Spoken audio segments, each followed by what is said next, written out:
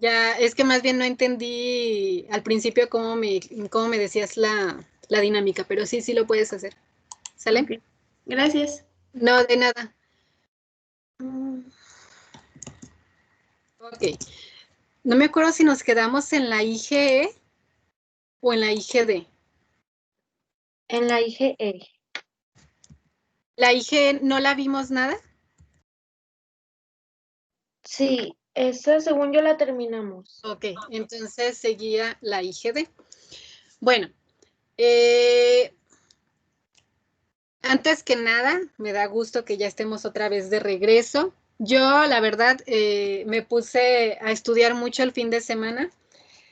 Me dieron un regalito muy especial que es el libro de inmunología de Cubi, pero el 2020, entonces estoy como loca actualizando diapositivas y bueno, eh, de repente nos pasa, chicos, que cuando estás metido en esto, constantemente nos estamos actualizando por lo que se encuentra en artículos, información que está saliendo al día y mucha de esta información a veces es como, alguien encontró tal tema y 2 años o 3 años después se dan cuenta que este punto era lo mismo que nos estaban describiendo acá, solamente que no encontraban la relación y apenas se encontró y bueno, se modifica, ¿no? Entonces, normalmente lo que está en los libros es la información generalizada, que es lo que ya está bien definido y bien comprobado. Y lo que estamos viendo ahora es como en los artículos, es como lo que está ahorita de moda, el tema con el cual está causando como es el COVID. A mí me impresionaba porque en este periodo vacacional, para ustedes, no para nosotros, me tocó dar un curso que fue un curso de bioinformática, participé en él. Éramos 4 maestros, cada quien dio temas diferentes y a mí me tocó dar la parte del manejo de los bancos de datos y el manejo de los bancos de referencias bibliográficas, ¿sí? Entonces, viendo esto, empezamos a meter información del COVID y de verdad, chicos, era impresionante, pero no hablábamos de un artículo relacionado con COVID en el mismo día, nos salían miles de artículos en el día. Por ejemplo, si ustedes meten ahorita la búsqueda, les salen artículos del día de hoy que están siendo publicados hoy, pero les salen miles de ellos. Entonces es impresionante cómo de repente un tema se vuelve moda por la necesidad, obviamente, o simplemente por lo que es lo que nos está rodeando en este momento. Y pues también ese flujo de información tan rápido no nos permite depurar de pronto. Y entonces, eso es lo bonito de los libros, que cuando ya llegas a ellos es como una forma más suavizada de lo que te encuentras en este momento en la red. Entonces, pues estoy muy contenta y les digo que no paro de estar actualizando los temas. Así es que yo me siento motivada. Y bueno, vamos a trabajar. Hoy estoy un poco hinchada. Ayer se me ocurrió bañar a mi perro. Pasamos una mañana fenomenal, pero soy alérgica. Entonces pasé un día un poco desastroso el día de ayer, pero ya van las cosas mejor. Entonces no hagan caso a que no se me ven los ojos. Entonces estábamos hablando de la IgD o estábamos hablando de todas las inmunoglobulinas. Revisamos que existen 5 inmunoglobulinas diferentes, que cada una de ellas tiene su propia importancia y hemos estado viendo el por qué. ¿Por qué? Porque estamos viendo las funciones biológicas de cada una de ellas. Y la última que nos falta por revisar es la IgD, que hasta hace poco se creía la menos importante. ¿Por qué? Porque como de todo en la vida, muchachos, cuando algo no lo comprendemos o no lo conocemos, decimos no sirve para nada y es más fácil, ¿sí o no? Que encontrar la explicación o que estudiarla. Pero bueno, recientemente muchos autores se han puesto a trabajar sobre de ella y le han encontrado funciones muy, muy importantes. Entre ellas, insisto, antes no le dábamos tal importancia, pero la IgD forma parte del BCR en los linfocitos vírgenes. Es un indicador de un linfocito maduro. En la actualidad se ha visto que esta inmunoglobulina juega un papel, ¿cómo podremos llamarlo? Cuando la IgM no funciona, cuando la IgM no está haciendo su papel, la IgD entra a hacerle el quite y entra a hacer papeles semejantes a los de la IgM. Entonces, claro que es importante. Sí es cierto que es la inmunoglobulina menos presente en el suero o en el plasma. Su concentración llega a 30 microgramos por mililitro, el 0.2% del total de las inmunoglobulinas. Junto con la IgM, la principal inmunoglobulina unida a membrana. Si lo hablamos en porcentajes, podemos decir que IgM es 60% de los BCRs y la IgD el 40%. Aproximadamente. Participa en señales tolerogénicas. ¿Cómo se ha encontrado esto? Pues resulta que se ha visto que en la cavidad oral, en las mucosas, hay una alta concentración de IgD y también, bueno, esto fue como se llegó a todas estas conclusiones. En la mucosa sabemos, en la mucosa de la cavidad oral sabemos que hay una gran presencia de microorganismos, tanto patógenos como no patógenos. Entonces, imagínense cómo estaría nuestra boca si reaccionara a todos ellos. ¿Han visto a una persona con fuegos? Los labiales. Sí. Sí, maestra. Y es una situación complicada, ¿sí o no? En mi casa somos atópicos, entonces mi hija, pobrecita, pero tiene dermatitis atópica y se le junta eso con fuegos, es horrible. Entonces, es un proceso inflamatorio provocado por un patógeno. Ahora, imagínense si así reaccionáramos a todos los patógenos a los cuales nos enfrentamos. ¿Imaginan cómo estaría nuestra boca? ¿Han tenido aftas? Es poco. Sí. Y son muy complicadas, pero sería poco comparado a si nuestro sistema reaccionara a todo lo que está ahí. Desde los alimentos, muchachos, los alimentos es algo extraño a nuestro organismo, no nos pertenece. Y se acuerdan el principio del reconocimiento de los PAMS. Diferenciar lo extraño entre lo propio y reaccionamos a lo extraño. Sin embargo, gracias a todos esos mecanismos de regulación es que no respondemos. Y bueno, dentro de esos mecanismos de regulación o inductores de tolerancia, se ha visto que la IgD participa de forma importante, principalmente a nivel de la cavidad oral. Como les decía, puede sustituir a la IgM en el proceso de maduración. La IgM es tan importante, muchachos, que si la IgM tiene problemas, podemos generar deficiencias completamente humorales. ¿Por qué? Porque no hay desarrollo de los linfocitos B. Y al no haber desarrollo de los linfocitos B, no hay producción de anticuerpos de ningún tipo, no hay secreción de los mismos. Entonces, la IgD, cuando la IgM deja de funcionar, hace este papel. Y claro que va a haber una deficiencia en la producción de anticuerpos, pero no es totalitaria. ¿Por qué? Porque la IgD está haciendo ese papel. Ahora, esto se ha visto en ratones. Yo, en lo personal, no he visto todavía información en donde ya haya sido demostrada en humanos. No lo dudo que exista, pero bueno, no he llegado hasta ahí. Si alguno de ustedes llega a leer algo al respecto, encantados de escucharlos. Está implicada en la respuesta inmune contra ciertos patógenos de las vías respiratorias superiores, tanto bacterias y virus, y funciona como un mediador de la inmunidad innata, ya que participa en la desgranulación de mastocitos y de basófilos. Entonces, antes le decían que era la menos importante, a nadie le llamaba la atención, pero ahora vemos que no, que juega un papel importante en la tolerancia y en la respuesta de las mucosas. Insisto, principalmente de la cavidad oral. Bueno, y con esto damos paso a la producción de los anticuerpos, a la generación de la diversidad de nuestros anticuerpos, es decir, a la generación de los diferentes idiotipos. Si se fijan, hasta ahorita hemos visto a los isotipos, pero ¿qué define a los idiotipos?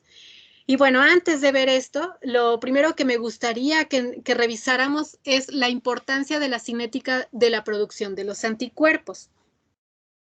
Si se fijaron, cuando yo les presenté este tema de las funciones biológicas, les dije que se los iba a presentar en base a cómo o a partir de cómo se iban generando estos. Y por eso es que vimos primero a la IgM, porque decíamos que es la primera inmunoglobulina en sintetizarse por parte de un individuo. Es la primera inmunoglobulina que se sintetiza cuando entramos en contacto con un patógeno, etcétera. Pero los invito a que revisen este esquemita que les puse aquí. ¿realmente es la IgM la que aparece primero? Si se fijan, es un esquema de concentraciones de inmunoglobulinas en el suero y acá son meses. Esto es durante la gestación, el nacimiento y bueno, ya en posterior a nuestro nacimiento, hasta la etapa adulta. ¿Quién está presente primero?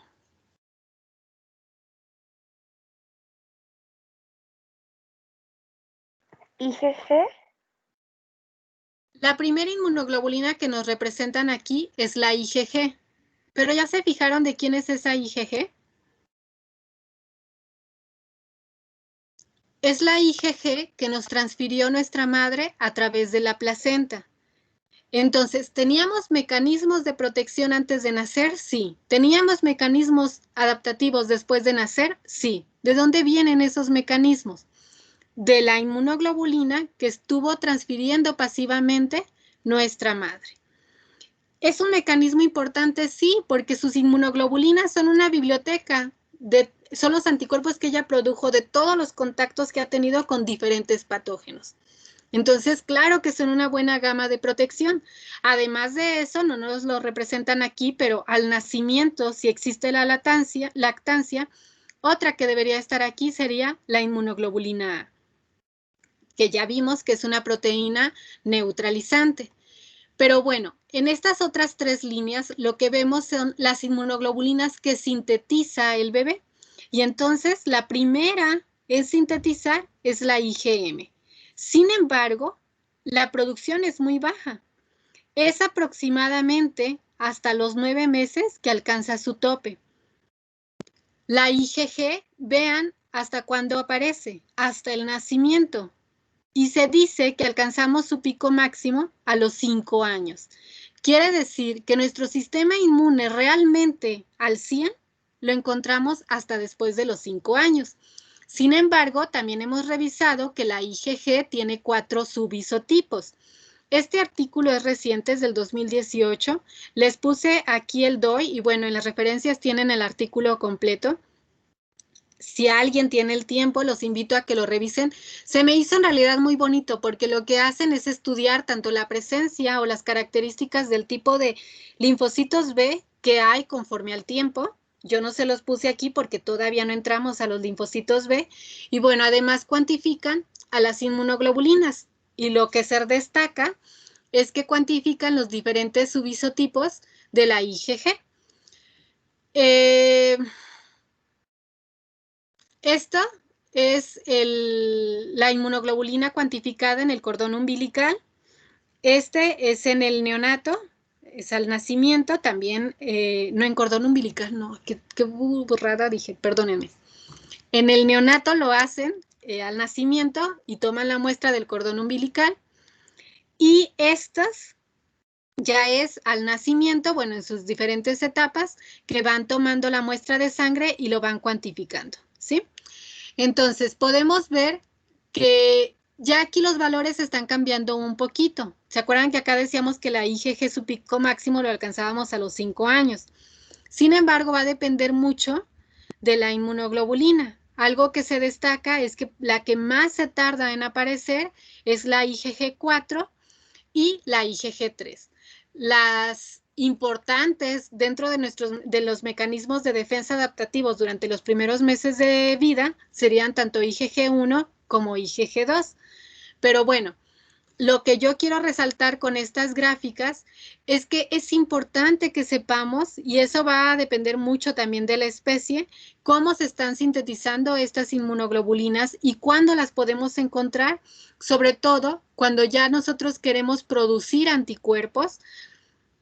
Siempre tenemos que partir de un organismo. Entonces, ¿en dónde es donde a mí me interesa tomar a esa célula productora del anticuerpo para obtener el anticuerpo que a mí me interesa y con qué características? Cuando nosotros queremos anticuerpos policlonales o anticuerpos monoclonales. Pero bueno, aquí solamente para darnos una idea y de que cómo esto está cambiando. Y esto ya es ante la infección. Este es un esquema que tomé de un artículo, es una revisión en donde hablan sobre la cuantificación de las inmunoglobulinas en contra del COVID en suero y con finalidades diagnósticas. Entonces podemos nuevamente ver, en este caso la amarilla, que es la línea que aparece aquí, serían las IgMs, la azul es la IgG y la verde es la IgA. Esto serían las partículas virales, la rosita. Entonces, nuevamente, estamos viendo que la primera inmunoglobulina que se está sintetizando es la IgM. Por lo tanto, si haces el diagnóstico antes de los 10 días, la inmunoglobulina que debería estar presente o que debería ser un marcador importante sería la IgM y te hablaría, si está esta y estas se encuentran disminuidas, te estaría hablando de un proceso te estaría hablando, perdón, de una infección reciente. Pero si encontramos elevadas tanto IgG como IgA, pues entonces ya estaríamos hablando de un proceso tardío. En el caso de la IgG, inclusive podríamos decir que es un proceso en donde ya quedó la memoria, es un proceso que ya pasó, ya se pudo haber eliminado y solamente quedan latentes las células plasmáticas o productoras de IgG de vida larga. Pero bueno, en realidad el haber puesto estas imágenes es para darnos una idea de que los anticuerpos se producen en diferente tiempo, que va a depender de qué isotipo estemos hablando y bueno, con esto va a ir el tiempo en el que se va a producir y que el utilizar esta información nos puede servir finalmente para el diagnóstico de muchas enfermedades. Y ahora sí nos vamos. Bueno, no sé si hay alguna duda hasta aquí, chicos.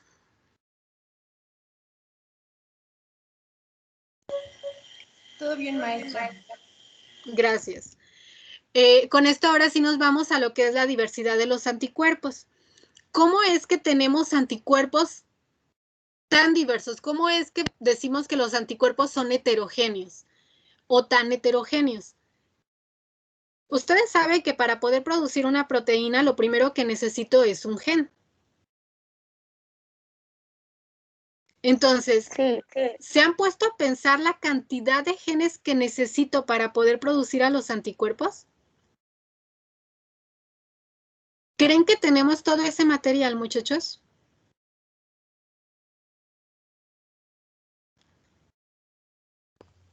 No. Porque dejen por un lado el hecho de que tenemos 5 isotipos o de que tenemos 9 anticuerpos diferentes con sus subisotipos o que si consideramos a las cadenas ligeras tenemos 18 proteínas diferentes. No, porque no solo es eso. Además de eso tenemos anticuerpos que reconocen a diferentes antígenos. Y si nos vamos a eso, ¿se acuerdan que decíamos que eran aproximadamente 1 por 10 a la 9, perdón, por 10 a la 11 diferentes células? ¿Por qué? Porque tienen diferentes anticuerpos o diferentes receptores. Cada una reconoce un epítopo diferente. Entonces, con esto, ¿a qué me lleva a pensar? ¿Tengo el material suficiente genéticamente hablando para poder tener esa diversidad como tal? No se compara esa diversidad con el total de las proteínas que produce mi cuerpo para poder formar a mi organismo o al cualquiera de ustedes. La diversidad que hay de anticuerpos es muchísima más que la diversidad que tenemos de proteínas en total. Entonces, ¿qué está pasando? ¿Por qué podemos generar esa gran diversidad de anticuerpos si no tengo ese material suficiente, como nos lo decía su compañera? Bueno, pues eso se lleva a cabo gracias a la hipermutación somática o al reordenamiento génico o a la recombinación. Hasta el momento se nos ha llevado a pensar que nosotros tenemos una línea germinal que no es más que la información genética para la producción de todas nuestras proteínas. Sin embargo, cuando se hace esta reflexión que les hacía anteriormente, nos damos cuenta que esto no es así. Y entonces Tonegawa, en 1987, le dieron el premio Nobel gracias a esta teoría que él propuso, llegó a la conclusión que en realidad nosotros tenemos sí una línea germinal para producir a los anticuerpos, pero que había combinación de estos segmentos o de estos genes para poder generar a una proteína diferente. Entonces, él describió una serie de mecanismos mutacionales desconocidos en las células somáticas y que se sabe no están en ellas. Es una característica particular tanto de linfocitos B como de linfocitos T, que actúan sobre un número limitado de genes que codifican para anticuerpos para generar un repertorio de receptores diversos, tanto BCR como TCR. En este caso, vamos a hablar de los anticuerpos. Entonces, en conclusión, podríamos decir que es una fusión de estas dos teorías y decimos que cada molécula de anticuerpo es codificada por múltiples segmentos de genes que codifican para región variable de la línea germinal, que son reordenados de manera diferente en cada célula inmunitaria virgen para producir un repertorio diverso de receptor primario. Y este rollo es hasta cansado leerlo, entonces nos vamos a ir a la producción. Lo primero, insisto, estos reordenamientos son únicos en la síntesis tanto del BCR como del TCR, es decir, en la producción de anticuerpos o en el receptor de del antígeno en las células T. Ocurre en una secuencia ordenada durante la maduración de las células B. Insisto aquí con que cruzo mucho lo de las células B porque particularmente vamos a ver la recombinación en las células B. Más adelante lo revisaremos en las células T. Esto genera diversidad de anticuerpos, pero esa diversidad no siempre es la mejor. ¿Por qué? Porque esas recombinaciones también me pueden generar silenciamientos, también me pueden generar problemas en donde obtengamos receptores o células no funcionales. Pero bueno, la mayoría de las veces lo que buscamos es tener una diversidad de nuestros anticuerpos y finalmente células funcionales, porque cabe señalar, chicos, que si la IgM no se sintetiza, acuérdense, la IgM es el principal receptor de los linfocitos B vírgenes o dentro de la maduración del linfocito B. Entonces, si esta no se sintetiza, tenemos linfocitos B afuncionales y finalmente eso va a desencadenar en una inmunodeficiencia. Pero bueno, vamos a pensar en el éxito y tengo anticuerpos funcionales. ¿Cómo es que los obtenemos? ¿Se acuerdan de la estructura del anticuerpo? Nuevamente, repasando para su actividad, tenemos dos cadenas pesadas y tenemos dos cadenas ligeras. Cada cadena tiene un dominio variable en el extremo amino terminal y el resto son dominios constantes. Los dominios variables son los que son más diversos dentro de mi inmunoglobulina y esta es la que se explica con el mentado reordenamiento génico.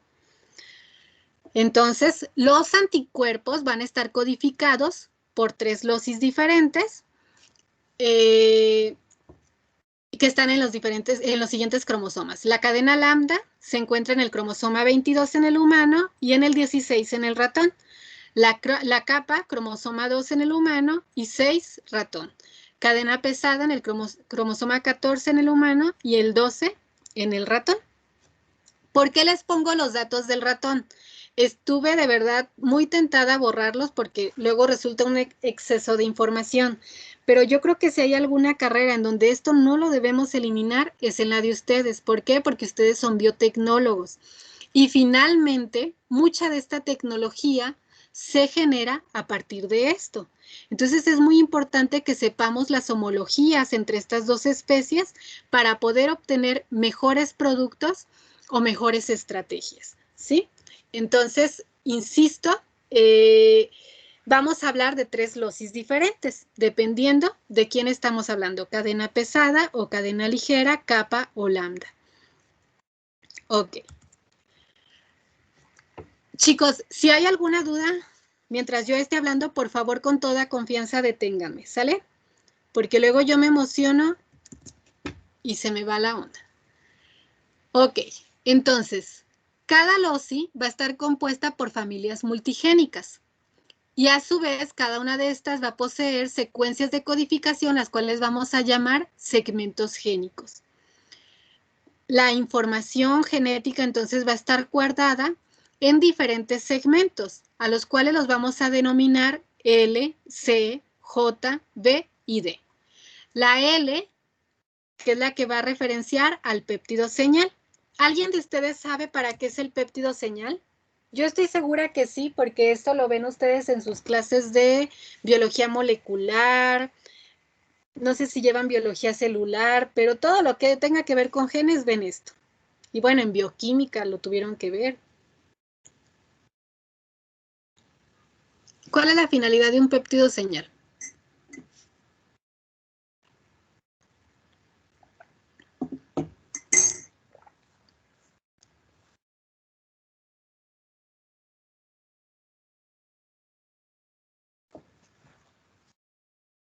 Maestra, no recuerdo si era en la traducción Ajá. que se daba como para el reconocimiento de esta y que se pudiera realizar. Participa ahí, pero su función es dirigir a las proteínas a las membranas. Es decir, este péptido señal lo vamos a encontrar principalmente en las proteínas transmembranales. Y si ustedes recuerdan, cuando inicia la síntesis de la IgM o del anticuerpo, pues va a iniciar como una proteína transmembranal, porque esta tiene que terminar formando parte del BCR. ¿Sí? ¿Sí los ubico en los pasos?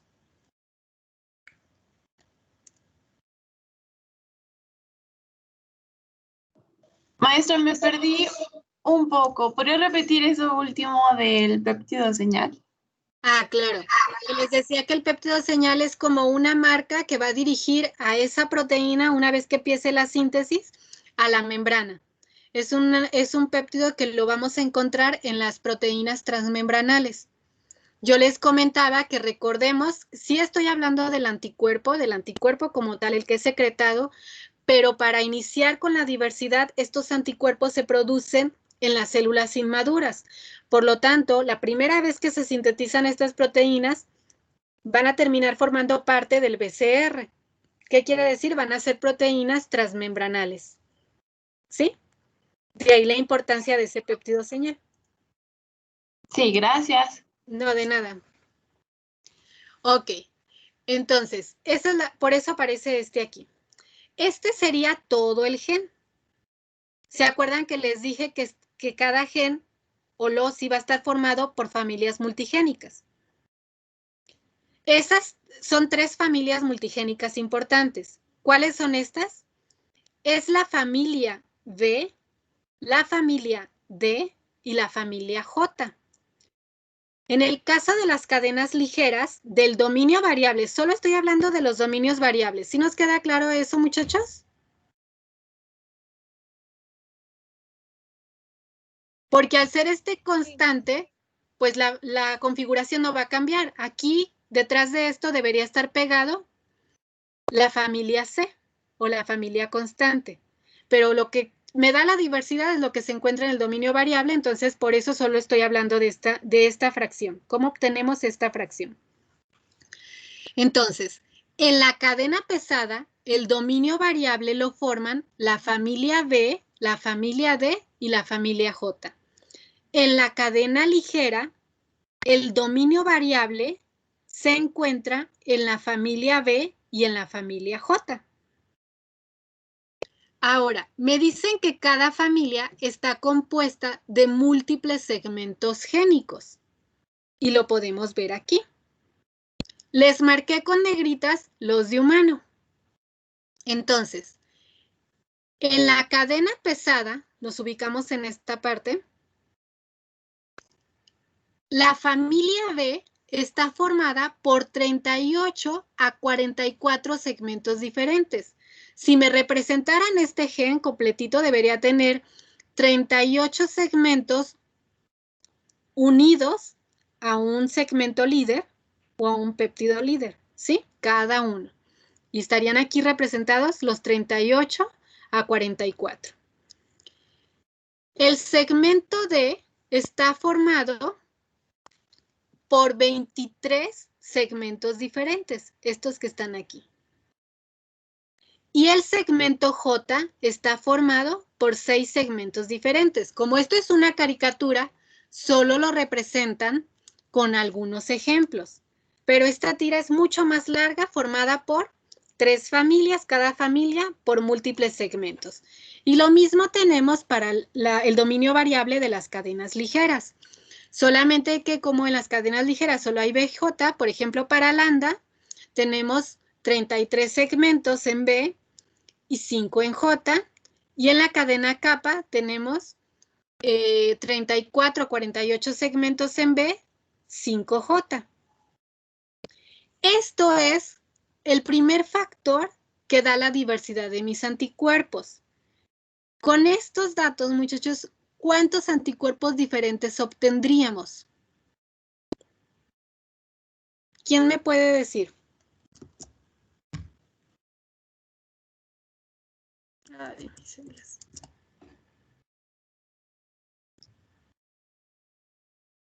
¿O me podrían definir con esta información cuántos anticuerpos tendríamos?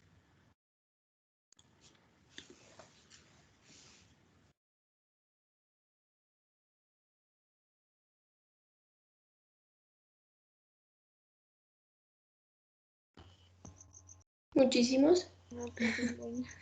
Un dato, chicos, arriésguense. Maestra, es que no sé, me imagino que podría ser como si multiplicara entre ellos y esas son como las posibilidades que tenemos. Así es. Lo que haríamos sería lo siguiente. Como solo voy a seleccionar un segmento de aquí, entonces las posibilidades de seleccionar un segmento de aquí serían 44. Y ese se va a combinar con uno de aquí, que son 23. Entonces sería multiplicar 44 por 23. Y ese se va a combinar con uno de aquí, que las posibilidades son 6. Entonces sería por 6. Y bueno, y esto no le estoy agregando el que si va a ser IgM, IgG1, 2, 3, 4, o si va a ser IgA, o si va a ser IgD. Solamente me estoy yendo con esto, ¿sale? Y además, ese se puede combinar con kappa o con lambda, con todas estas posibilidades. Entonces, como nos contestaron, serían muchísimas las posibilidades, la diversidad de mis anticuerpos. Pero aún si hicieran ustedes esa combinatoria, van a ver que no llegamos ni de chiste al 1 por 10 a la 9 o 1 por 10 a las 11, a la 11, perdón, que nos dicen de diferentes anticuerpos o linfocitos B. ¿Por qué? Porque existen muchos otros mecanismos. No es lo único que participa en la obtención de mi proteína. Y eso es lo que vamos a revisar ahora. ¿Hubo dudas hasta aquí? Esto no necesitamos aprenderlo de memoria, pero que sí. ¿Qué familias forman al dominio variable de la cadena pesada? Maestra, Dígame. perdón, es que no sé si le entendí bien en lo pasado. O sea, digamos, cada cuadrito, cada segmentito, ¿eso es un gen diferente? No, esto sería todo el gen, toda esta cadena. Ajá. Cada segmento son fragmentos. ¿Sí? Fragmentos de... Fragmentos de ese gen. Ah, ok, ok. Entonces, esos fragmentos los clasificamos en 3 familias, que sería B, D y J. Sí, sí, Para sí. tú poder obtener un dominio variable pesado, requieres a un segmento de cada familia. Perdón, pero ayer vamos a pintarnos las uñas. Entonces sería B, D y J. Sí. ¿Sí? Por fuerza debe estar un segmento de cada familia. Entonces, ¿qué hago? Seleccionar a uno de cada uno. No puede haber 3 Bs, 3 Ds, o 3 Js, o 2 Bs y una D, o 2 B y una J. No. Tiene que haber un segmento de cada familia. Ok. Se tienen que seleccionar y el conjunto de esos 3 es lo que te va a dar el dominio variable. Ah, muy bien. Sí, pero Ahora, entonces así todo es dime, el gen, ¿verdad? todo es el gen, Ah, ok, muy bien. que sería la línea germinal. De esa Ajá. línea vamos a seleccionar pedacitos. No sé si ustedes manejaron esta palabra, pero bueno, después de esos, la unión o el conjunto de esos fragmentos seleccionados es lo que nos van a dar al mentado transcripto, que quiere decir la proteína que finalmente vamos a sintetizar. Ah, ok. Sí, sí, sí, sí, ya. Ok. Gracias. No, de nada. En el caso del dominio variable de la cadena ligera, esta debe estar formada por dos familias, un segmento de dos familias. Quiere decir, un segmento B y un segmento J. ¿Qué diferencia hay entre uno y otro? Que este va a tener mayor diversidad porque estamos agregando un factor más. A cada familia le dieron esas letras porque con eso definieron a la B la responsable de la variabilidad. Pues imagínense, si son de 38 a 44 segmentos, son un montón. Sí. A la J le dieron el nombre de unión. ¿Por qué? Porque es el segmento que se asocia con los dominios constantes. ¿Sí? O con la información génica de los dominios constantes. Sí. Esto se descubrió por primera vez en el dominio variable. Nada más por agregar esta información, cuando hay cáncer o una proliferación excesiva de los linfocitos B producen anticuerpos, primero, del mismo isotipo, porque son idénticos. De hecho, esto se utiliza como un marcador después también para cierto tipo de cánceres. Y bueno, estas células tumorales también producen proteínas en donde no existe la cadena pesada, solamente está fusionada las cadenas ligeras y las producen en grandes cantidades. Nuevamente se convierte en un marcador de cáncer. ¿Por qué? Porque en vez de tener anticuerpos completos, solamente vamos a tener fragmentos de ellos, formados por cadenas ligeras. Y gracias a esto se ha podido estudiar mucho del origen de los anticuerpos y el entendimiento del porqué de su diversidad, porque esto se estudió por primera vez, Tonegawa lo hizo en estas proteínas, en las formadas por las cadenas ligeras. Y entonces lo que él describió solamente fue a la familia B y a la familia J. Insisto, como en B había tantas posibilidades, les dio el nombre de variabilidad o variable. Y en la J, la conexión con los dominios constantes. Más adelante se describió a D o se encontró a D. Y entonces dijeron, ok, D, ¿qué vino a hacer? Aumentar la diversidad. Y por eso se le dio este nombre a esta familia. ¿Sí nos queda claro, chicos? Pero bueno, ese era extra. Ok. ¿Y qué importancia o qué impacto tiene esta organización? Pues resulta que, ¿se acuerdan que nosotros tenemos regiones hipervariables? Que esas regiones hipervariables o las mentadas regiones de complementariedad son las que se unían al antígeno. ¿Se acuerdan lo que les ejemplifiqué con mis dedos? La clase anterior. Entonces, estos fragmentitos son los que van a tener todavía una mayor diversidad y posibilidades de combinarse de una manera u otra con los antígenos. Dijimos que teníamos 3 regiones de complementariedad en cada dominio variable. En el caso de la cadena ligera, 2 dominios de complementariedad resultan del segmento variable o de la familia variable y el tercer CDR se obtiene de J y B, de tal forma que este es el que posee una mayor diversidad. En el caso de la cadena pesada, el primer CDR y el segundo lo obtenemos del dominio de la familia B y el tercer CDR lo obtenemos de la combinación de B, D y J, de tal forma que este posee mayor diversidad todavía que este CDR. Este es el que termina dándole la especificidad a nuestros anticuerpos. Y bueno, aquí lo tenemos representado como los aminoácidos. ¿Se acuerdan que platicábamos que esta estructura estaba compuesta por 110 aminoácidos? Cada dominio variable estaba compuesto por 110 aminoácidos aproximadamente. Entonces, del 1 al 97 están, su información genética está en la familia B y del 98 al 100 su información genética está en la familia J. Del 1 al 101 en la cadena pesada están en la familia B. Del 102 al 106 está en la familia D. y del 107 al 123 está en la familia J. ¿Se acuerdan que habíamos platicado que cada CDR estaba formado aproximadamente por 10 aminoácidos?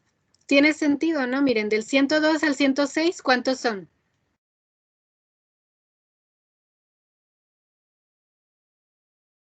4. Serían 5, ¿no?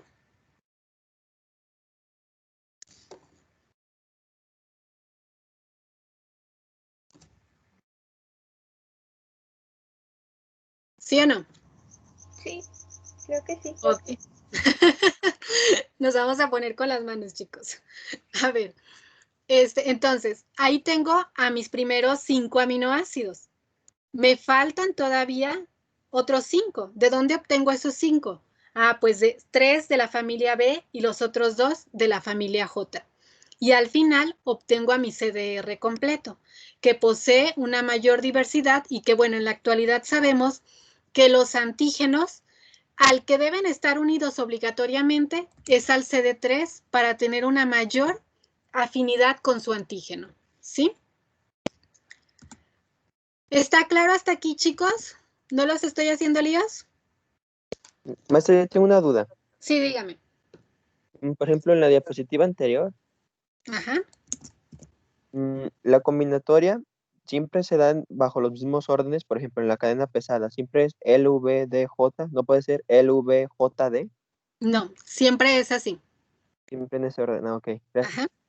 De hecho, la forma en la que se asocian es en el caso de la ligera, pues es nada más B con J, pero en el caso de la pesada, la combinación empieza entre D y J. Primero se seleccionan los dos segmentos de D y J, estos se juntan y ya que están juntos, seleccionan al segmento de B.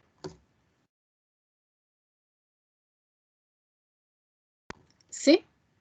Y ya que están los tres juntos, ahora sí, seleccionan a la cadena pesada, que la primera en ser seleccionada va a ser la IgM, porque es el primer anticuerpo en sintetizarse. Cuando ya es una célula madura, ahora debe tener IgDs, entonces vamos a cambiar por una IgD, pero esto se mantiene, esto ya no cambia, una vez que esto se seleccionó. Ahora seleccionamos a la cadena D, pero ahora esta célula fue activada y tengo que producir IgGs. Ah, pues eliminamos a la IgD y ahora vamos a tener una IgE o una IgG o lo que se necesite. Sí nos queda claro, pero bueno, este cambio de cadena pesada lo vamos a ver en la siguiente, en la unidad 5. Ahorita solamente nos vamos a quedar en la obtención de los dominios variables. Maestra, yo tengo una duda. Dígame, Rebeca. Fernanda. Soy Fer. Ay, las confundo, Sí, perdón. perdón. Dime. En el caso de que haya una mutación, ¿se puede suprimir alguna de las letras L, V, D, J?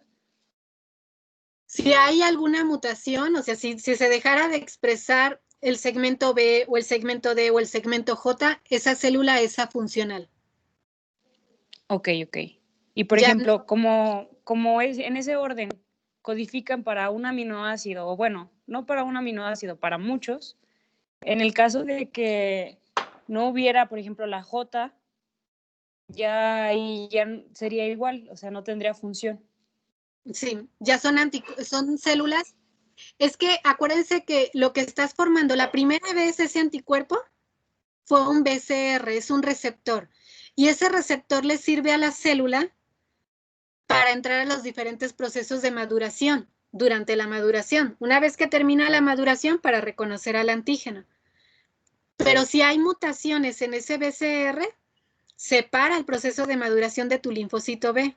Y entonces ya no obtenemos células, se les dice células productivas, porque ya son afuncionales y vamos a tener células inmaduras siempre, de tal forma que nunca van a funcionar y hasta ahí quedó todo. ¿Sí? Sí, muchas gracias. Puede haber mutaciones, pero esas mutaciones, ¿cómo las vemos reflejados? Como un cambio en la especificidad. Si aquí tenías, por ejemplo, una alanina y la cambias ahora por una, no sé, una lisina, esa molécula ya se cambiaron las cargas y por lo tanto ya no se va a poder unir de la misma forma al antígeno como se unía antes. ¿Sí? Pero mutaciones por aminoácidos, que son mutaciones que no terminan representando mayor importancia más que el que reconozca uno a un antígeno. Ok. Pero bueno, entonces hasta aquí todo suena muy fácil. Pues nada más consiste en que tenemos un gen, una línea germinal que está formada por las 3 familias, cada familia por un montón de segmentos, y la única regla es que debemos seleccionar un segmento de cada familia. 1B, 1D y 1J para la cadena pesada, y 1B y 1J para la cadena ligera. Pero ¿cómo le hace nuestro organismo, cómo le hacen las células para decir, no, voy a producir un anticuerpo anti-E. coli o voy a producir un anticuerpo anti-Shigella o uno anti-Aspergillus o uno anti-qué? O voy a producir uno que yo quiero en este momento producir en contra de, no sé, las proteínas del virus para poder hacer una prueba de diagnóstico. ¿Cómo le hago? ¿Qué hace nuestro organismo? ¿Cuáles son las señales que él entiende para decir, toma el segmento 33 y combínalo con el segmento 3 de la J? ¿Quién le dice cómo debe hacer las cosas? Ok, pues para esto vamos a hablar de la secuencia señal de recombinación, mejor conocidas como RSS.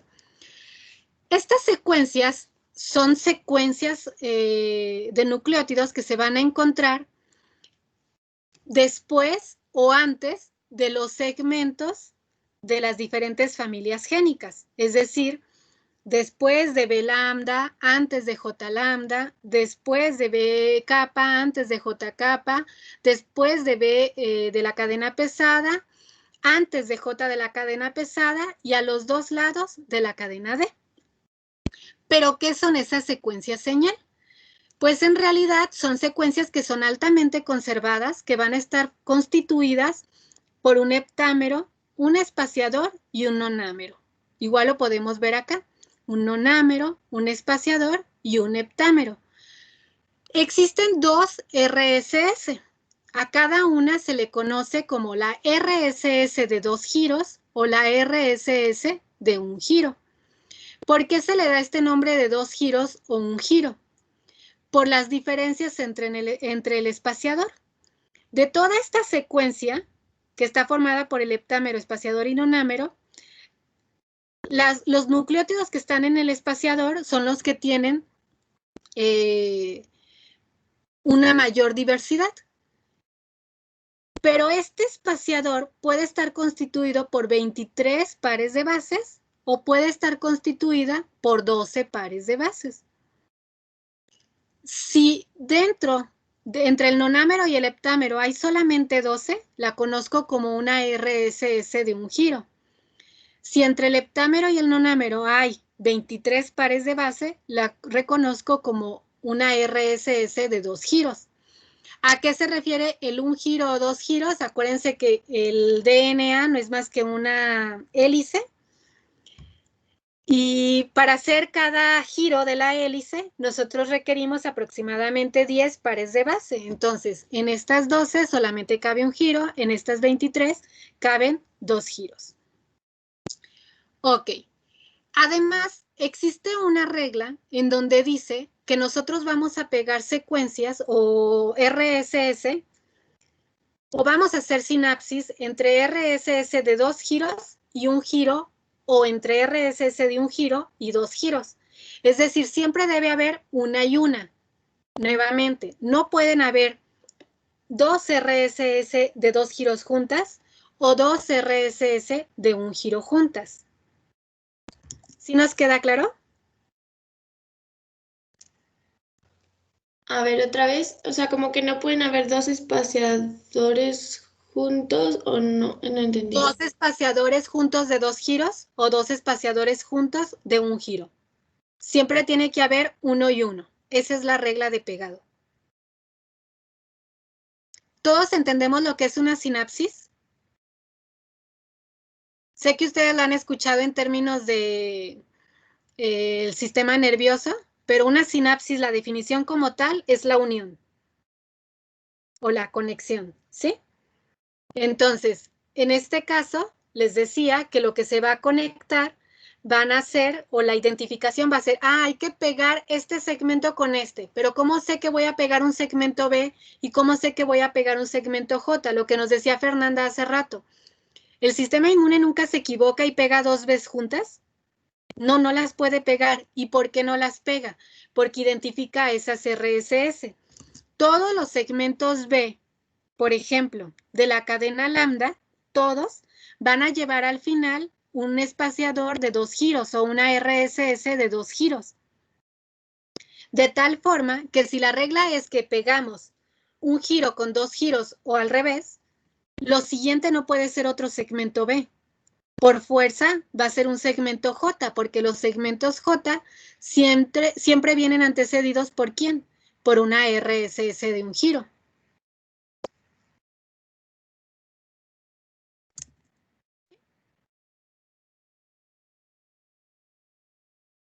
Contéstenme, chicos. Sí, ya entendí. Muy bien, gracias, Cindy. Okay, Maestra, pero sí.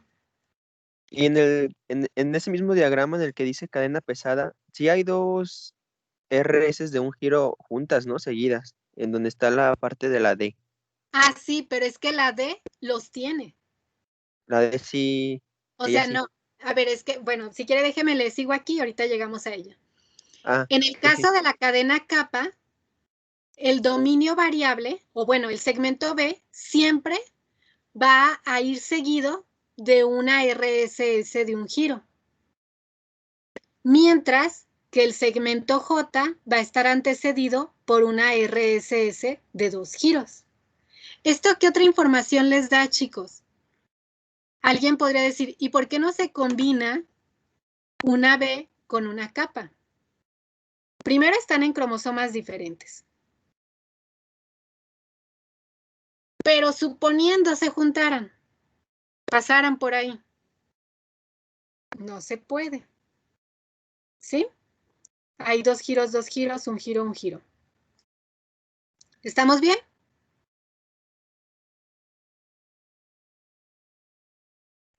Sí, maestra. Más o menos. Gracias. Más o menos. Ok, ¿se acuerdan que les dije que hoy quería que entraran todos? Por esto. Voy con la siguiente regla. En el caso de la cadena pesada, todos los segmentos B van a tener 2 giros después del segmento. Todos los segmentos J van a tener 2 giros antes del segmento. Sí. Y en el caso de D va a tener a la RSS de un giro antes y a la RSS de un giro después. ¿Por qué es así? Miren qué me garantiza esto. Acuérdense la regla. Es 1 y 1. Nunca pueden ir 2 iguales.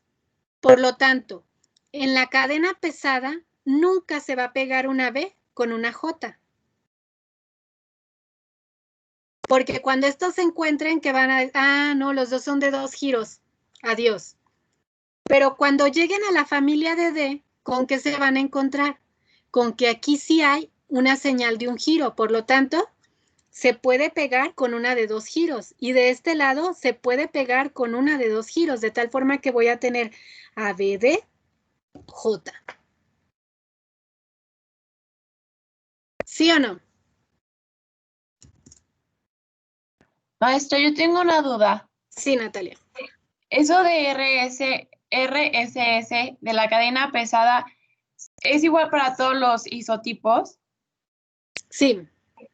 Y no hay posibilidad de que entonces en ese caso sí se pueda combinar los P, D y J. Sí. Pero es que haz de cuenta, creo que me faltó un esquema de eso. Déjame ver si... sí me faltó. Les busco una imagen para representarlo, pero en la imagen que les platicaba acá anteriormente era lo que les decía. Nosotros tenemos la familia B, tenemos la familia D, la familia J, y acá debería estar la familia constante. En esa familia constante yo tengo un segmento que se llama alfa dos segmentos porque es alfa 1 y alfa 2. Tengo 4 segmentos que se llaman gamma, gamma 1, gamma 2, gamma 3 y gamma 4, un segmento delta, un segmento epsilon y un segmento, ¿cuál me faltó? Mu. ¿Sí?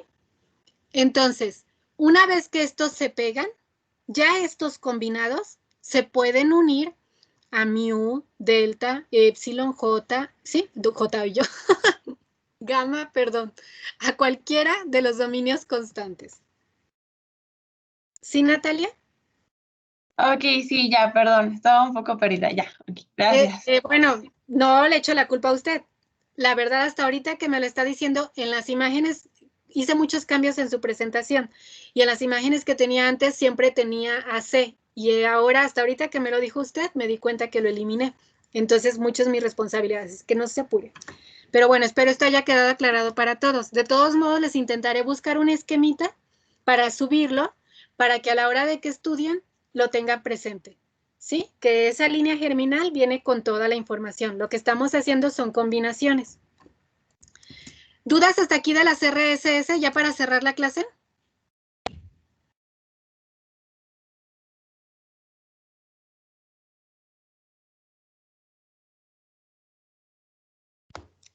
Pues nada, que la lambda y la que escapa siempre son las ligeras, ¿verdad? Ajá. Ok, y que pueden ser, o sea, lo que dijo hace rato que iban de 38 a 44, eso es igual en las cadenas ligeras y en las pesadas, o sea, por ejemplo, B tiene de 38 a 44, o sea, tiene todas esas como posibilidades en ambas cadenas. Sí y no. Acá tengo, miren, esta es la combinatoria de lambda, Ah, ok, esta es ya. la combinatoria de capa y esta es la combinatoria de la pesada. ¿Sale? Ok, sí, qué bueno, gracias. Una observación, chicos, esto no se lo memoricen, ¿eh? De verdad, porque si no se me van a asustar. Y es más, al que me pregunte, maestra, nos va a preguntar el número de segmentos, le voy a bajar un punto en el examen. ¿Sale? ¿Por qué? Porque eso nada más se los pongo para darnos una idea de cuántos diferentes anticuerpos obtengo por esa combinación. Pero no, imagínense que se los graben. No, no, no. Eso es solamente para llegar a la conclusión de que sí es mucha la diversidad. ¿Sale? Y bueno, lo que a mí ahorita me interesa es que esto lo comprendamos. Ya se me acabó el tiempo, de hecho, ¿desde qué rato? Ahora sí yo misma hice caso omiso porque quería avanzar más, pero lo dejamos hasta aquí. Solo nada más repasen la reglita. Acuérdense, 2 giros, 23 pares de base en el espaciador y un giro, 12 pares de base en el espaciador. La regla de unión es un giro y 2 giros. Y mañana continuamos. ¿Sale, chicos? Sí, maestra, gracias. No, a ustedes. Sí, maestra, gracias. A ustedes. Nos vemos mañana. Hasta mañana, maestra. No me Hasta falta mañana, mañana gracias. porque si hoy estuvo complejo, mañana está peor, ¿eh? Muy bien, maestra, gracias. Adiós. Gracias, maestra. A ustedes. Gracias, maestra. A ustedes que tengan bonito día.